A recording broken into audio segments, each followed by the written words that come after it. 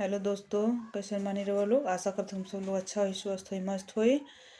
तो चलिए लोग रहो लोग इनके बीच में एक हम देवी गीत लेके आयल बनी। चैत के महीना आ गए नवरात्र के, तो गीत सुनी लोगिन और अपन प्यार दुलार आशीर्वाद जरूर देम लोगिन। और लाइक शेयर और सब्सक्राइब कर मत भूलम लोगिन।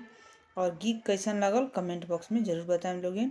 तो चलिए लोगिन रहो लोगिन के हम दुर्गा जी के गीत सुनावे जाता नहीं, बहुत ही अच्छा, बहुत सुंदर बा। सुनी लोगिन।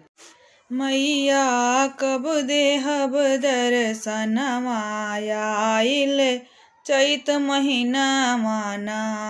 मैया कब देहब दर्शनमा आइल चैत महीना माना।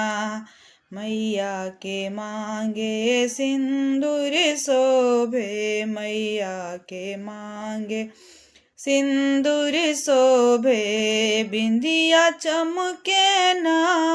मैया कब देहब दर्शनमा आइल चैत महीना माना। मैया के माथे टीका शोभे, मैया के माथे टीका शोभे, नथिया वाला ना।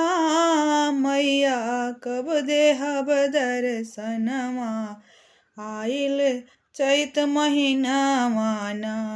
मैया कब देहब दर्शनमा आइल आश्विन महीना माना। मैया के गले सिकड़ी शोभे, मैया के गले सिकड़ी शोभे, हरवा वाला ना। मैया कब देहब दर्शनमा आइल चैत महीना माना।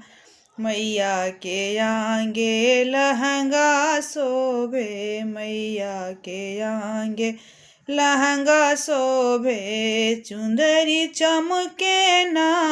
मैया कब देहब दर्शनमा आइल चैत महीना माना। मैया कब देहब दर्शनमा आइल चैत महीना माना।